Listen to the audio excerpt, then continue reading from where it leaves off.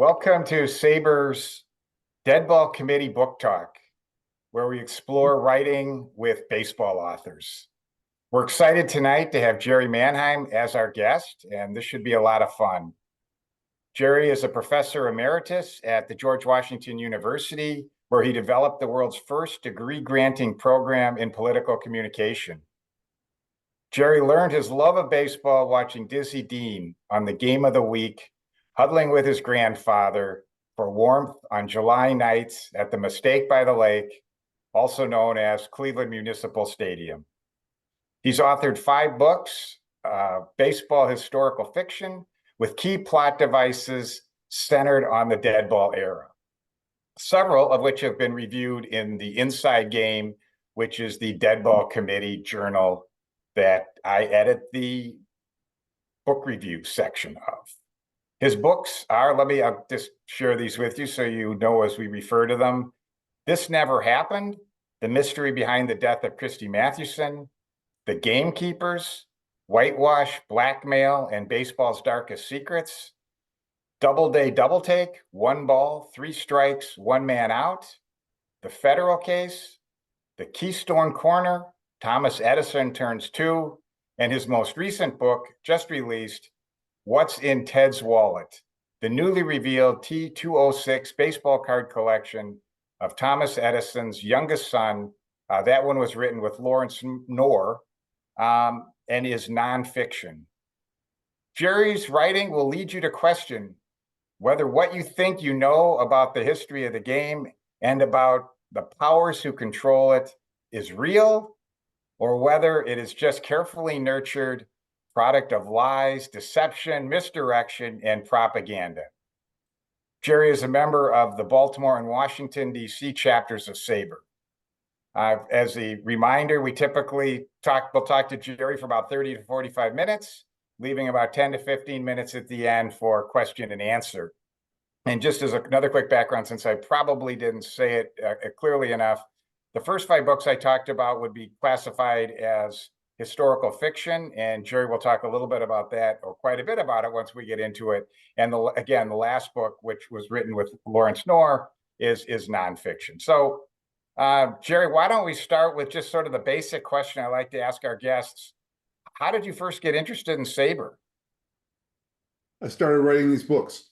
I'm a lifelong baseball fan, but I wouldn't call myself a genuine seam head. I'm not one of those people that really has ever gotten into statistics, and I had heard about SABR, of course, but in my mind, it was a bunch of people who did things with statistics about baseball.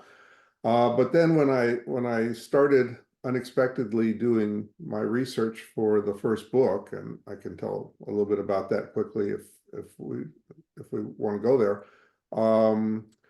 I started coming across sources that came from SABR, and they weren't statistical sources. They were biographies and historical pieces and the like.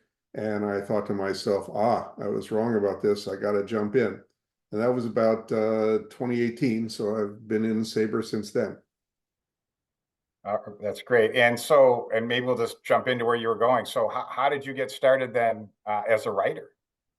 Well, as a writer, I got started, actually, my first book came out about 50 years ago this month. It's called Publish or Perish in academic life for a reason, and I survived it by learning to write fairly systematically. But I got started a little differently on baseball books, and particularly on fiction. I'd never done fiction before, and the key to my getting started was being half asleep in front of an episode of Antiques Roadshow. And they were doing one of those reruns where they pick up on some appraisal they did 15 years earlier. And this one was from 2003 from a program in Savannah, and they had some military papers that some fellow had picked up in a box. He was a military collector of Georgia things, and he had picked them up at a yard sale a couple weeks earlier, and there was a company roster and a day book from a World War I camp, and on the roster and in the daybook, it was clearly a unit that had 7 or 8 future Hall of Fame baseball players in it, all in the same unit. And one of them was Christy Matheson, and one of them was Ty Cobb, and the unit was training on chemical weapons for World War I. Now, I knew a little bit of baseball history. I knew that Christy Matheson and Ty Cobb, at the end of the 1918 season, joined up and went off to France, and there was some sort of an accident. And according to the established history, Matheson got the worst of it, and then he died of TB about 7 years later, very prematurely. But here, this was months earlier. This was in June of 1918, and there were a whole bunch of other players there with them. And it took me 2 or 3 days to process that. And when I did, I thought, there are 2 different versions of history here. Nobody seems to know about this, and yet these papers were regarded as entirely legitimate. So that got me started. And first thing I did is I went looking for the papers and couldn't find them. I got in touch with the appraiser who had done the appraisal 15 years earlier, and he remembered it, but didn't have any information. I went through museum directors, the reporters who had covered the program filming for the newspaper in Savannah, and a variety of other sources, and I never was able to find the papers, so I had to work from some reproductions that I worked with an artist up in Baltimore, John Payne, to create. And the book kind of went from there, and the situation looked to me like you had 2 realities. You had the reality of actually some of these players like Ty Cobb showing up as pinch hitters in the record books for the very same week that they were listed as receiving $6 a week or a month or whatever it was, training in Georgia. I found that there was, in fact, an initiative by General William Seibert, who was the first officer in charge of the Chemical Warfare Service, working with Branch Rickey, to recruit baseball players in the summer to be role models. And it looked like this was a show unit. And it disappeared. I mean, I went down to Savannah, I looked in the local newspaper archives. There's no record of it anywhere. It's not in any of the player biographies. So as a political scientist with a background in propaganda and cover-ups, this one looked familiar to me. And that was the genesis for that book. That's pretty cool. That's always fun to make those discoveries. Yeah. And it's amazing that there's still some of those out there.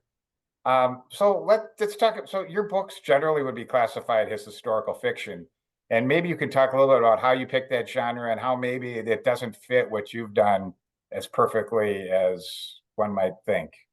I don't actually like that label. There is certainly historical fiction as an element in the books, but what I've tried to do was to take aspects of baseball history and more general American history and interweave it with present day mysteries and legal dramas and the like, so that I end up with 2, sometimes in the first book, really 3 different periods. In the first book, there was 1918 and baseball and World War I and all the things that we know about that, and some things we apparently didn't.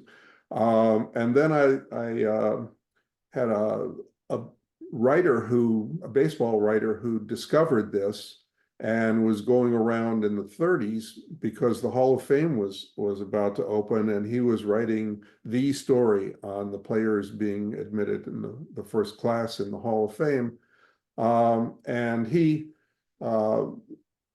came upon the fellow who had the papers back then down in Georgia, and he discovered it and he was pursuing it, but then he died on page 20 or 25.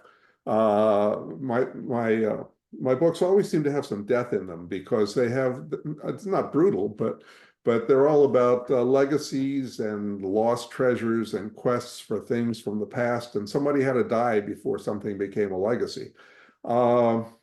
And so it gets rediscovered in contemporary times by a descendant of a hobo who ran off with the guy's suitcase when he found him dead on the train. And so I got into things like the hobo codes to provide hints as to where these papers might be and how they might have come to be in the location where they were. I like to play around with history and with fun facts and things that are going around circumventing the stories. But then the main plots are contemporary, and that's why I'm kind of uncomfortable with the labeling.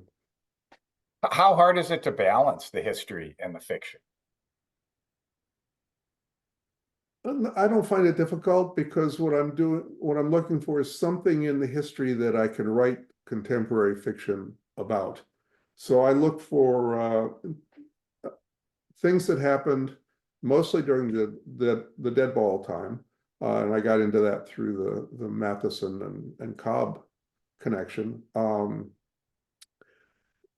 I try to find things that are interesting, but then I look for little historical tidbits that bring the story forward. Jumping over to the fifth book, the Keystone Corner, the Edison book, actually the seed for that story wasn't a baseball seed at all. I was doing some research on Edison. I wasn't even sure I wanted to write another baseball novel. I thought I'd come across Edison back in my political science days because one of the things he sort of invented but doesn't get credit for is the modern information or disinformation campaign. And so I had studied him a bit back then and got into the archives. There's a really good online archive on Edison at Rutgers, and then there's a physical archive in West Orange at the Edison National Historical Park.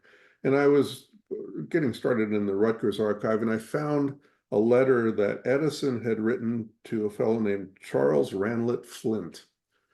And what it said was, "Friend Flint, I've discovered this interesting thing. I have no interest in doing anything with it, but if you're still putting things together, it's worth a 45-minute drive out here from the city to look at it." Now, at this point in time, Edison wasn't doing electrical things. He was inventing Portland cement and a variety of other kinds of products. He was making movies. Charles Ranlett Flint was an industrialist. This was the age of the trusts. He had put together the U.S. Rubber Trust and a chewing gum trust of all things. And so apparently the record is not there as to what this item was or what Flint did. But I said, what if he did drive out there? What would Edison have given him? And what Edison might have given him was something to do with electrical switches or connections or something like that he used to be working on but wasn't interested in anymore. Charles Ranlett Flint, a couple of years later, put together 3 or 4 companies into a new, larger company he called the Computing, Tabulating, Recording Company.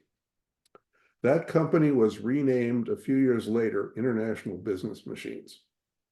So the question I was really starting from was, if Edison gave Flint some new information about switching, and Flint used that to make this computing combine, how might Flint have rewarded Edison, and what happened to that? And that became the plot driver for the Edison book, Keystone Corner. Then it turned out, oh, go ahead. Well, that's a good segue. I mean, all of your plots sort of center on something interesting from the Deadball era. And given that, this is the Deadball committee, Deadball era committee talk show, I was just curious, sort of, what is it about the Deadball era that fascinates you? Or is it just sort of that's where the stuff is that you found? What's with the Deadball era? Well, that's a good question. I found the Deadball era, though I didn't realize it at first, through the first book, the Matheson Cobb book. If you had asked me a couple years before that, what's the Deadball era, I couldn't have probably told you. But I started looking at that time, and it was a really interesting time in a couple of ways. First, it was interesting in general, because it was a period of seismic technological and social and political change. If you start it, let's say, a couple of years early, 1898, you have the beginnings of American empire. In the early 1900s, you have the emergence of the modern presidency in the person of Teddy Roosevelt, who was an altogether different kind of president. First powered flight, first large-scale assembly lines, the full development of mass audience media, World War I, the first modern era pandemic, the income tax, all these things and more. It was a time of immense political change and activity. And then if you look at baseball, in a way, baseball was running to keep up. Baseball started that era, at least in some sense, as a pastoral undertaking. I mean, the games were quick and on the field it could be brutal, but nevertheless, it was a game played on grass. But what happened institutionally in baseball, and I'm interested more in the institutional history and doings than I am on the field. There's very little on field, if any, on field action in my books. There'll be a little bit in book 6. But baseball consolidated with the national agreement, the first World Series, the first moves toward antitrust exemption, all of the hubbub over the Federal League, and evolution of players, evolution of equipment. At the beginning of the time, you had hand-sewn baseballs that were used forever in a game. By the end, they were machine stitched and much more uniform. And then you had the development of the creation myth, the Doubleday myth, which through that period, at least once it was in place around 1907, from there forward was accepted. It was a simpler time in those regards. All of those things were happening in baseball. And yet on the field, you have the T206 image. You know, you have these players who look terrific and aren't they interesting and wasn't the game nice? And I decided that during that period, and certainly continues, that what you had was baseball behind the scenes, which was a rough and tumble undertaking in many ways, sometimes honest, sometimes not.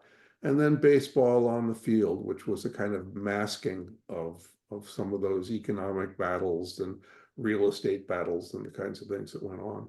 It just became an intensely interesting period. I agree with you. I mean, a lot of my writing is on the same period, and the yeah, it is the Wade Hoyt book that just came out, that the sort of the autobiography that someone crafted from his writings, just talk about how brutal the era really was in many ways. So how much historical research goes into your books versus sort of trying to, well, obviously there's a lot, but sort of the historical research versus crafting the fictional plot? Yeah, well, it always starts with that. And I don't claim to be a historian, I'm a political scientist, but I appreciate history and I enjoy looking into it. Every one of them has a core. And I keep, you know, I'll look at things like people have written a lot about the Federal League history, but there's some interesting things buried in that history that become potential plot elements. For example, the federal case, the 4th book, really centers on or originates from the experience of the Kansas City Packers, which was the Kansas City team in the Federal League. And they were actually a pretty unique team in that league. There was some serious money. You had Wegman money, you had Phil Ball money, you had Harry Sinclair money, but they weren't in Kansas City. And most of the teams had strong owners. Baltimore had some transitional ownership. Ned Hanlon eventually, during that period, got control of the team. But in Kansas City, what you had was more akin to a club team or a public utility. There were shares in the team that were held through the community. They had some officers, but it was more of an internal political thing, and they didn't have much money. So what happened to them in the Federal League situation was, when the league decided that they were going to claim to be a major league, they propped up the Kansas City Packers with a loan of like $150,000, $175,000, which they promised not to call. And then they called it and drove the team into bankruptcy so they wouldn't have to deal with them in their negotiations. So there was that kind of history. It was interesting. But then as I got into it, I discovered another little fun fact.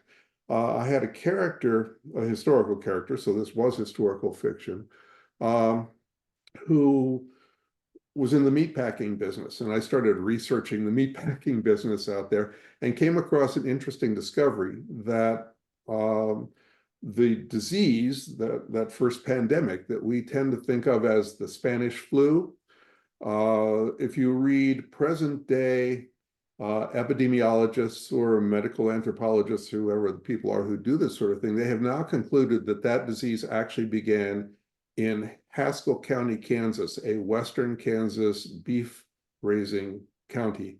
So it gave me the immediate way of killing off that character early on and creating a legacy. And that's So kind of, yeah, go ahead if you wanted to add more. well, I was going to say the Doubleday book was also very historical, but started in a different way. I was interested in the Doubleday creation myth. You know, myth and propaganda are kind of the same thing as far as I'm concerned, and it was a very timely myth for baseball. And I'm sure people on the call know some of the history of Spalding and the Mills Commission. We can talk about that. But it got me reading about how that came about, and there was a reference. What came into play here was a kind of religious, philosophical, somewhat scientific movement called Theosophy. In his 84 biography of Spalding, Levine had spent a little bit of time pointing out that Albert Spalding was in this Theosophy movement. And then Phil Block in 2005, in a chapter in a book, suggested that really the Theosophists had been perhaps even behind the Doubleday myth. And then John Thorne in 2011 devoted more space to that. And it was kind of interesting. So I decided to fill that out a bit. I did some research on Theosophy, found out something about the movement. I made a list, actually, something I listed because today, Theosophy, I mean, they're still around. They have a worldwide office somewhere in India, but their main office was in New York back then. And it was really quite an influential group. And if I could take just a minute, I'll read some of the names of people who were in it. Frank Baum, Wizard of Oz, Yeats, the poet, Lewis Carroll, Edgar Rice Burroughs, Arthur Conan Doyle, Jack London, E.M. Forster, James Joyce. So a lot of literary figures. Edison was a member. I actually, a couple years later, when I did the research on Edison, I came across his membership card in this secret society. Wallace, who along with Darwin came up with natural selection. Luther Burbank, the seed guy. Carl Jung, so scientific people. Gauguin, Kandinsky, Klee, Mondrian, the artistic types. Maria Montessori was in this group. Henry Wallace, who became vice president of the US, was a theosophist. Nehru was a member. Gandhi said that Madame Blavatsky, the Russian woman who invented this thing in the 1870s, had shown him the light. So a lot of influential people back then. And that sort of started me thinking about why they might have wanted to generate this myth. There were some things about it that were kind of interesting. The myth says that Cooperstown was the place where baseball was invented. Well, how do you get to Cooperstown? Can't be sure, but it turns out that apparently the first reference to the first description of a baseball game in fiction was in 1838 in a book called Home as Found by James Fenimore Cooper of the Cooperstown Coopers. And it was 1838. Supposedly the invention happened in 1839. Maybe Spalding read the book and that's where he got the idea. I can't say. But then you look at Doubleday, and he was a genuine hero. I mean, the guy did everything. He fought in the Mexican War. He fought the Apaches. He was a hero of Gettysburg at Cemetery Ridge. He's got a statue there. He was the one who mapped the Florida Everglades, the Miami area for the Army. He had the rights to the cable cars in San Francisco when he was out there. He wrote a couple of books in French. One thing he never did was have any evident connection to baseball, but he retired to a little town in New Jersey called Mendham and was there for about 20 years before he died. And here again, we have somebody dying in one of my books. And the interesting thing about Doubleday is that he would be a perfect foil to have been the inventor of baseball. He was a true national hero. He had been dead for 10 years by the time the discussion of his invention of the game came around, so he couldn't disagree with it. And not coincidentally, perhaps, he was also, for a time after he moved to New Jersey, the president of the New York chapter of the Theosophy Society. So it gave the Theosophists a way of arguing that they had invented baseball. Now, you can get, there's a whole chain to the conspiracy, and if folks are interested, I can run through it a little bit about all the Theosophists who were involved. Abraham Mills, for example, the chair of the Mills Commission, not only was a principal donor of Theosophy, but he also had met Doubleday at Grand Army of the Republic events in New York, knew him apparently quite well, and was the officer in charge of the honor guard when Doubleday was buried at Arlington. So there are all kinds of connections through there. And the Theosophists were actually very quick to claim that it was one of their folks who had invented baseball. So little things like that. Yeah, that's a lot of, it's fun, right? When you come across those discoveries, that's fun.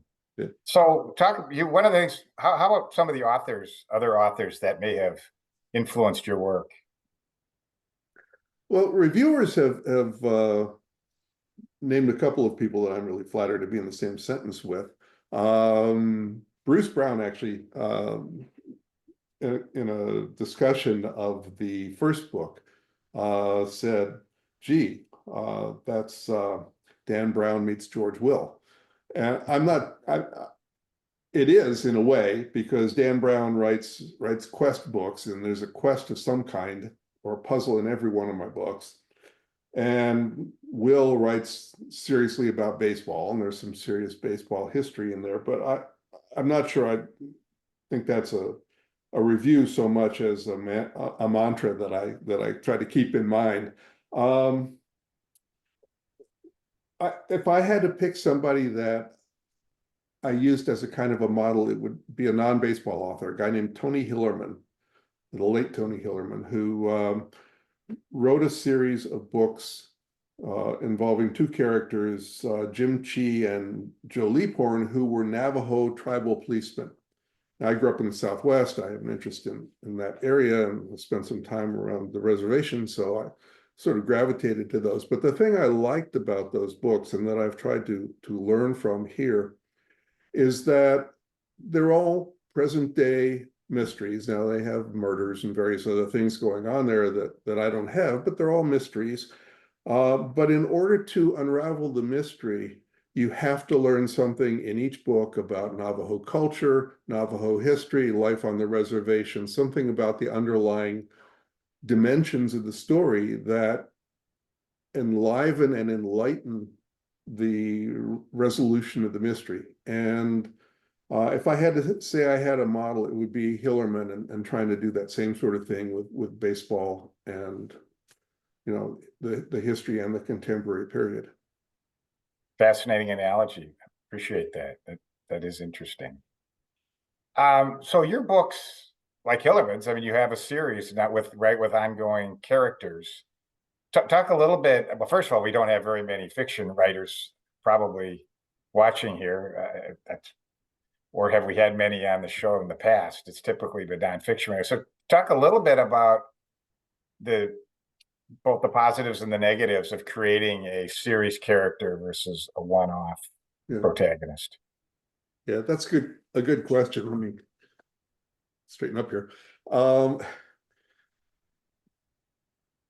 it's easy to look at each of these books as a standalone book. I've written them as essentially standalone books, but there's 5% or so that you miss if you don't read them in the context of the series, because there are characters who develop early and then show up later. For example, the villain of the series, and there is one, he's called the Commissioner. Uh, and he was a professional poker player who decided to run for Congress and then stayed around Congress and the Senate until he got great seniority and power, and then used that to blackmail his way into control of the game of baseball. And that doesn't happen until the second book, the Gamekeepers. But if you come into book 3, Doubleday, or book 4, Federal Case, he's there. And I try to give people a kind of a brief background on a character like that, but you won't really appreciate some of his subtleties unless you've seen some of the earlier action. And he actually, in the final book, which is in the works now, it's called Field of Schemes, and he actually is very central to that book and get a lot more of the backstory. Because that book is tied in with the first congressional baseball game. So I used Congress as the kind of link there. But there are connections across them. Most of the books begin sort of ritually with an auctioneer that I created and an auction scene. It's a way of introducing an artifact or a document. And then that character develops over time, and in different books you learn about him. So there's that. All of the books, the history in all the books, the real history is fully annotated. These are novels with endnotes and brief bibliographies at the end of them. And the history carries over as well. So there's that. Another common element is that all of the books treat the line between fact and fiction as fuzzy. And I like to move back and forth, make people think a bit about what's real, what we really know or understand or believe, and whether we have reason to do that, and where's the fiction. And the notes and sometimes authors' comments that I add can help you with that, but I usually add them at the end because it's more fun that way. You have to do a little work. And every book ends with what I would term definitive ambiguity. On the one hand, there is an ending. Each story has an ending, but so a door closes. But at the same time, there's a knob on another door that you could turn that lets the story continue. So if you read the whole series, then you begin to see the connections among them. I haven't said anything about the Gamekeepers at this point. Now, I want to talk about that because I think it's all the books have puzzles or various kinds of mind games that work between me and the reader to find our way to the end of the story. But in that book, there's another kind of dimension to it. The coming out of the Matheson Cobb story, This Never Happened. And when I wrote that, I had no intention of writing a series. That was a one-off. And then we got locked in for COVID, and I thought, uh-oh, what am I going to do here? So it became a series very quickly. And in the Gamekeepers, I started from the Black Sox scandal and from baseball connections from World War I, and thought to myself, again, picking up the theme, do we really know all of the scandals and everything about the scandals that have happened in baseball? Probably not. And if not, might there not be a few baseball insiders behind the scenes, sort of gathering the information and locking it away to preserve the integrity or the image of the game? And I thought, sure, they're the gamekeepers. Um, so there's a process here that the history there actually was the history of Cooperstown, not the Hall of Fame, but the town, because there was a period of time around when they were building the hall when the town itself was undergoing massive changes. They were redoing sewer systems and water systems. There were new buildings going up. What a wonderful time to build a secret archive that no one would notice. And so that's what the gamekeepers did. And they came up with a scheme to preserve these things and to replace themselves over time and provide access through codes and things. The book is full of anagrams that lead to the conclusion and the like. But along the way, in this book, there are very few named characters and quite a few code-named characters. And the codename characters are, for the most part, or for the entire part, possibly modeled after historical figures in baseball who could have been members of the gatekeepers. So one way of having fun with that book is to see if you can figure out who might have been in the gatekeepers at any given time. It was always three people. They passed it along through time. They had some people also out of the game who worked for them and made contact so that the gamekeepers never came in contact with the actual gatekeepers, a local family. So there's some fun to be had there, trying to figure out who they might have been. I would never say. But there are a lot of hints in that book as to what might have been going on. And that too, kind of the spirit of that carries through the series. So there are elements that unify the books, even as there are principal aspects of each one that separate them. So I want to make sure we have some time for questions. Perhaps take a couple minutes and talk about the nonfiction book you did with Larry Knorr on sure. the baseball card collection. Sure. I've got it. I'll hold it up. It just came out. It's called What's in Ted's Wallet. And it was a product of serendipity. I was working on the Edison book, and I got to know the archivist at the Edison National Park. And before I could finish that book, since the Edison novel was about finding a legal way to dig a bunch of holes in a national park property that was also a national historical site and housed within a very strong homeowners association, none of whom would really like you to do that. So I wanted to go up and look at the ground, basically, and told the archivist I'd be coming up and I'd come by and say hello. And when I got there, he pulled out 2 boxes of materials.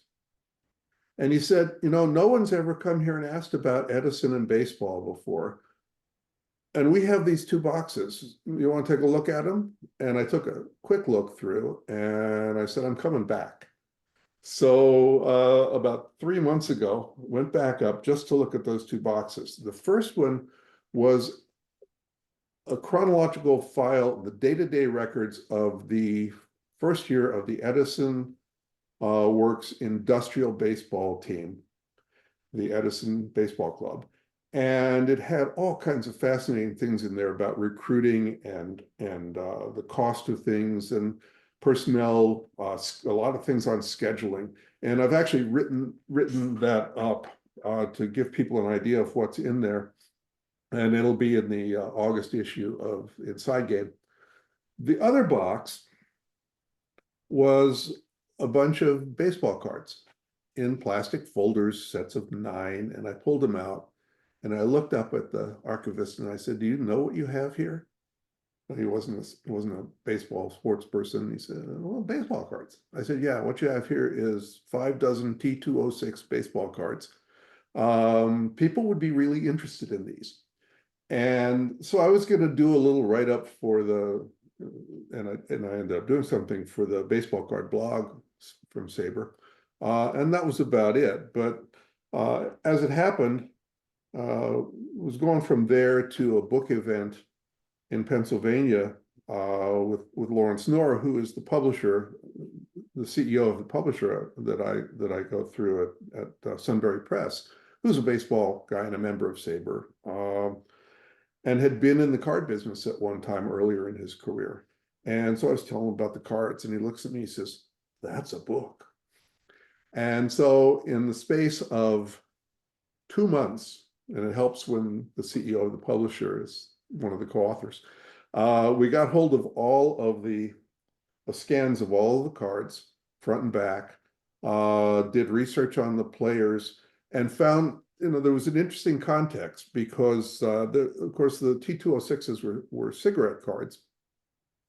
And it turned out that Thomas Edison was the single most prominent opponent of cigarette smoking in the country during his life.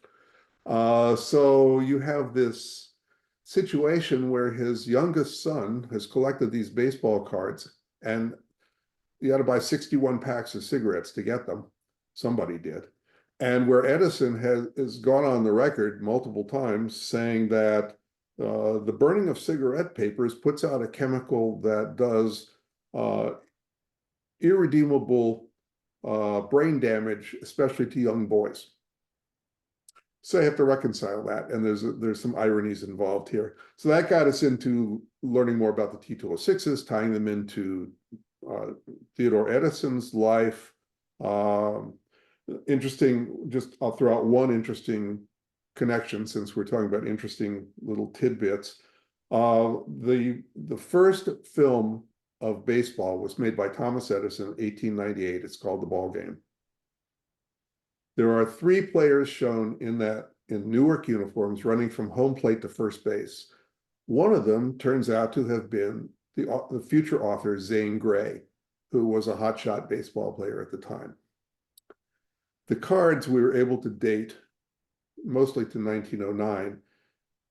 And the question was, why did Ted start collecting them? Well, he might have been trying to do it to spite his father, because he knew his father didn't like cigarettes, and he was about to be a teenager, and they do such things. He might have been collecting them because he knew his dad was interested in baseball, and it was a connection.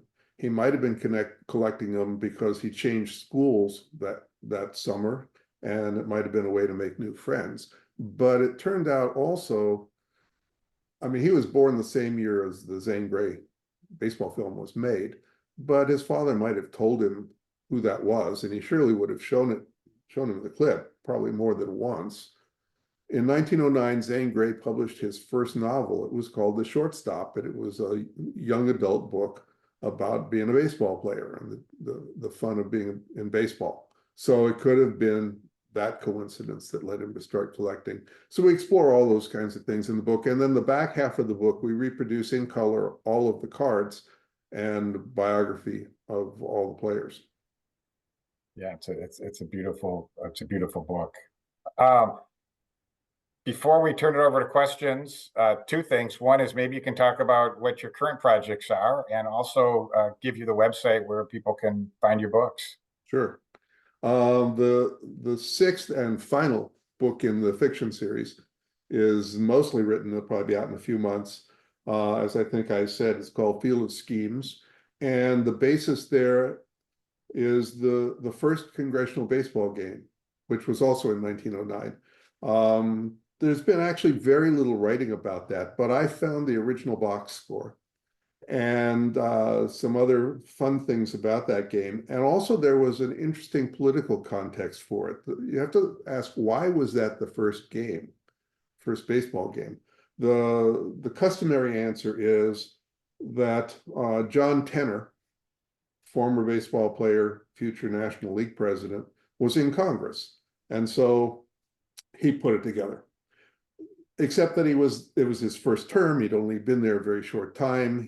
His attendance wasn't actually very good.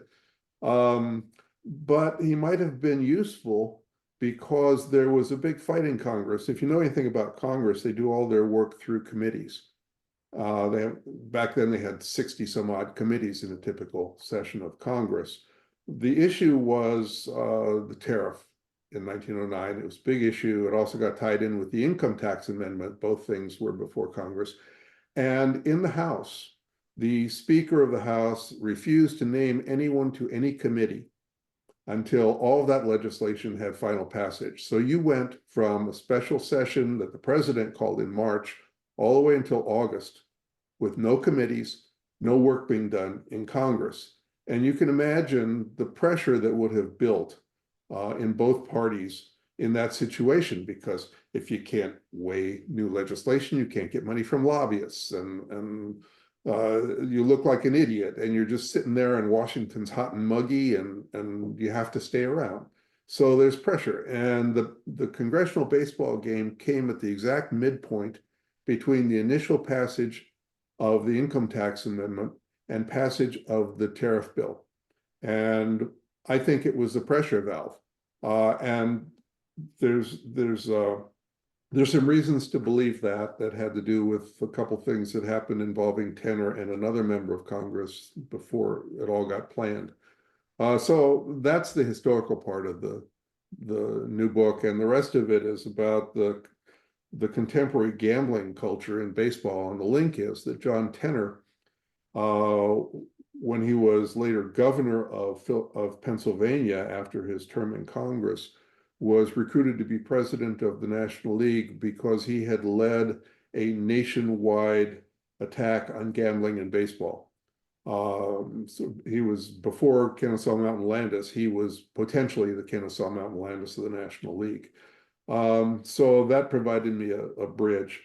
And then I'm thinking I might go on do something more extensive on the first congressional baseball game in a nonfiction kind of vein. And that's kind of where I am. It's great. We're looking forward to it. We wanna see the last book. So before we open it up for questions, how about telling us where the best places to find your books? Yeah, the website. Thank you. If you want to find information about the books, jbmanheimbooks.com. You can buy them anywhere. They're probably not in bookstores, but Amazon. You can buy them directly from Sunbury Press. You can buy them from Barnes and Noble online or any other online bookseller. They're distributed nationally. But jbmanheimbooks.com has a lot of the background, a lot more information about the books. It has links to Sunbury, and it also has things like the military papers from Camp Hancock that got all this started. So you can see the roster with the Honus Wagners and the Frank Chances and the Ty Cobbs on the paperwork from there, and some other devices and things as well, and plus reviews, so you can see what people thought of the books. Sounds great. Appreciate it. So if people have questions, I think, feel free just to take yourself off mute and ask it, or put it in the chat, and I can ask it as well. I can't generally see people's hands, so if your hands are up, I would say either just go off mute and ask, or put it in the chat. Maybe while we're waiting, Jerry, you could tell us, how long does it typically take you to write one of these books in terms of the research and then finishing it? Yeah. Once I have the idea, it's probably about 2.5 months to get it down, 5 months to get it right. And I don't actually work from an outline, which is kind of shocking to me even. But I know where I want to start, and I know where I want to end up, and I let the story sort of tell itself through that. Now the Ted's Wallet book was an exception. We really pushed that through because I had an invitation to come over to the National Park actually a couple of weeks ago and be the speaker for their Edison Day annual celebration, and we wanted to have the book ready in time that we could show the cards, and they put all the cards on display there, and I understand there were about 650 people who came through that display. Appreciate it. Mike, I think you had a question. Yes, I think you you're off did. mute if we did this. You allowed me to be off mute, so I appreciate that. By the way, Jerry, I just bought What's in Ted's Wallet about 2 minutes ago. So I appreciate Bless that. you, Mike. Bless you. Yeah, it was great. And I've heard Jerry speak before. Love how he speaks. I love the research that is done, and I like how it's all brought up. And I've got all the books. I still have to. I've got to read them all, but I have them.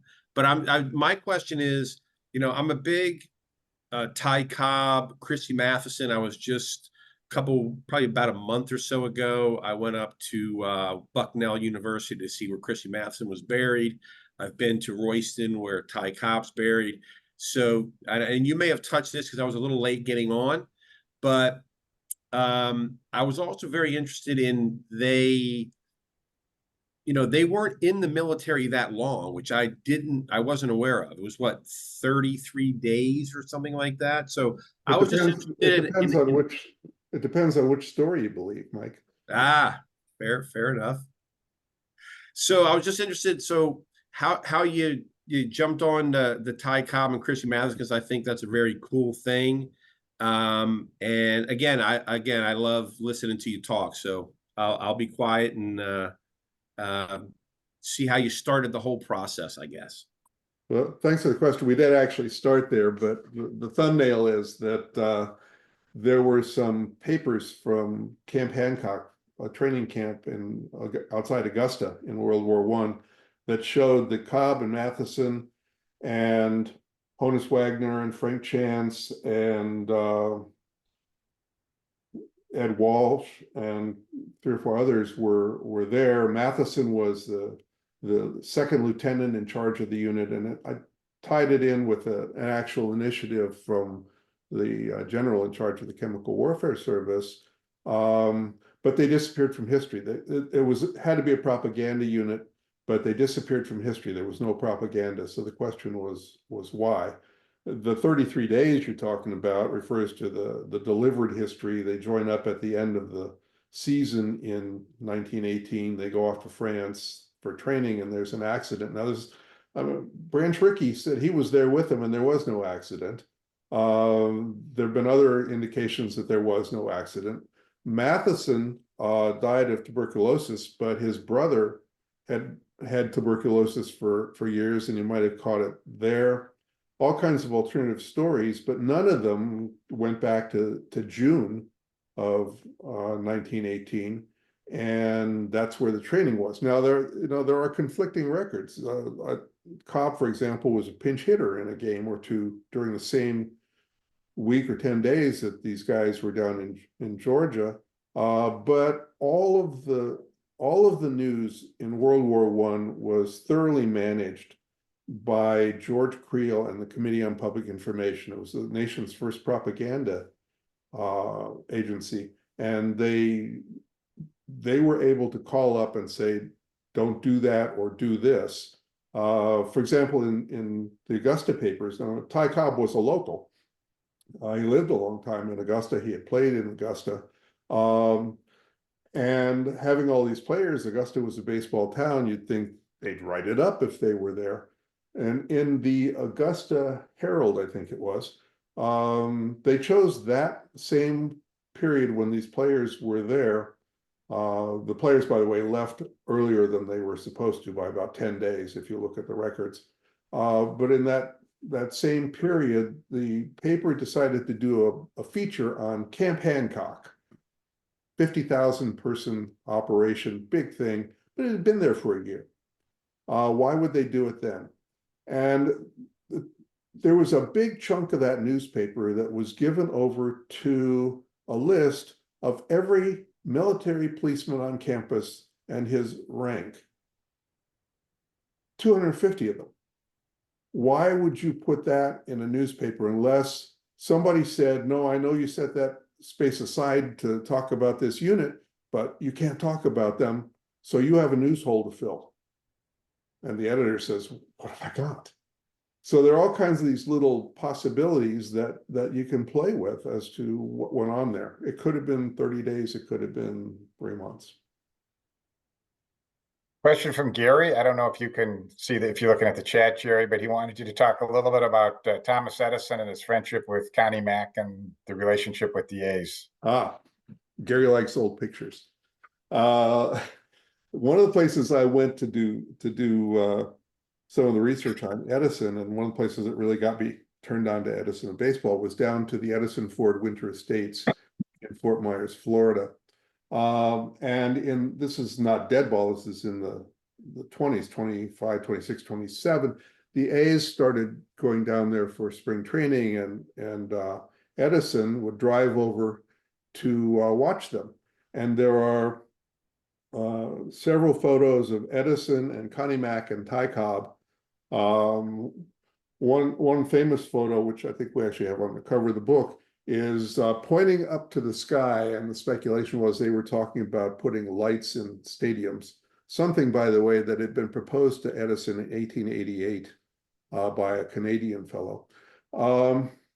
Edison wrote a very long personal essay in the local newspaper, or one of the local newspapers down there, about how he loved baseball, and he used to be able to name every player on every team.